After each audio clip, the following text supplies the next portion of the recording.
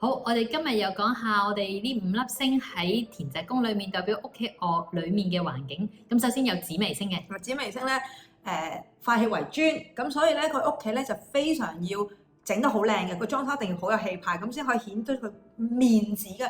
所以咧同埋佢中意咧買好多雕塑啊藝術品咧放喺多眼嘅位置，咁樣先可以顯得佢夠貴氣。仲有佢中意揀高樓層。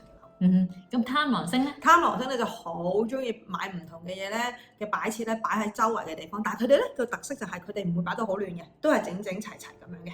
咁廉貞星啦？廉貞星咧好坦白，容易揾到啲咧風水差嘅樓，係啦，因為佢係粒宗教星，咁所以咧佢都好中意擺啲宗教嘅物品，但係你要留意佢啲宗教物品全部都係有功能性嘅，即係佢哋有目的嘅。For example，佢哋會擺啲貔貅啊，或者聚寶盆係招財啊，擺葫蘆啊辟邪啊咁樣咧。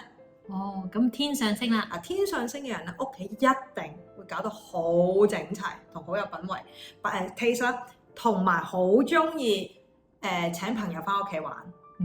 咁最後天同星啦？天同星係赤子之心啦，咁所以屋企嘅裝修一定係以 cute 可愛風行先㗎啦。咁同埋屋企咧就好中意放好多公仔啊、玩具啊、零食啊之類咁樣啦。咁大家睇下自己個命盤裏面有冇呢5粒星喺田宅宮啦。係啦。幼社玄學，活學活用，大家記得 follow 我哋啊 ，like 啊 ，share，comment。